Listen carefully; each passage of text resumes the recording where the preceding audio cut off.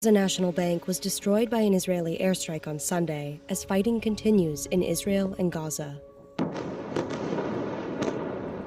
More than 700 Israelis have been confirmed dead, and 560 Palestinians have been killed after Hamas, a militant group from Gaza, launched an unprecedented attack on Israel over the weekend. Hamas worked with Iranian security officials to plan the attack, according to senior members of Hamas and Hezbollah, another Iran-backed militant group. Western leaders have denounced Saturday's assault and offered support to Israel. I've just spoken with Prime Minister Netanyahu to assure him of the UK's steadfast support as Israel defends itself against these appalling attacks. Iranian security officials helped Hamas plan the surprise attack on Israel, senior members of Hamas and Hezbollah said.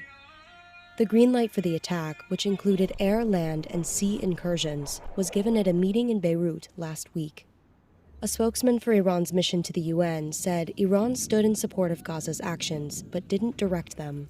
Hamas is considered a proxy group of Iran. The exact nature of how much Hamas is being led by Iran has always been unclear. But of course, they receive a lot of their funding from Iran, a lot of their training from Iran, and a lot of their weapons from Iran. That is according to Israeli officials here in Israel.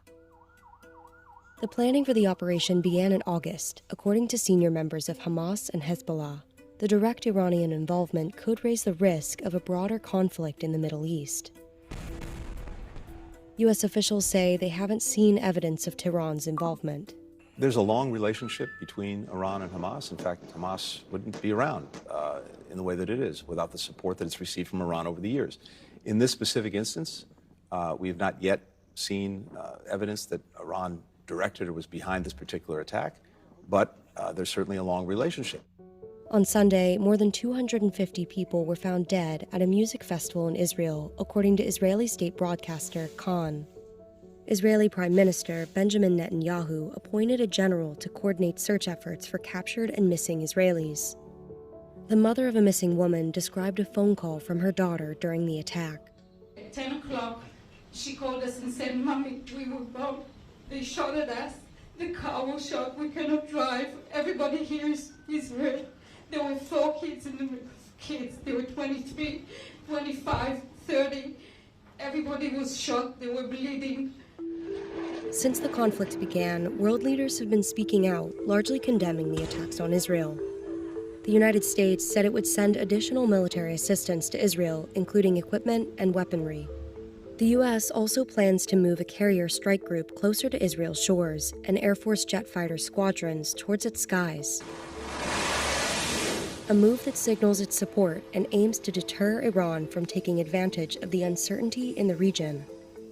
A Hamas spokesperson said the decision to deploy an aircraft carrier near Israel by the U.S. is participation in the aggression against our people. The U.S. is sending one of its largest aircraft carriers to the region, and it's very clear who that's a message to. It's not the message to Hamas. It's not a message to Gaza. That's very clear. It's most likely, of course, they do not say this publicly, this is a message to Hezbollah in Lebanon. The biggest fear in Israel, really, is that Hezbollah, which is a militant group far stronger than Hamas, has the means to really wreak havoc in Israel, that they could enter this war any day. Hezbollah is trying to deter Israel from invading Gaza, from creating a ground invasion into Gaza, and on the other hand, Israel and now the United States are trying to deter Hezbollah from joining this war.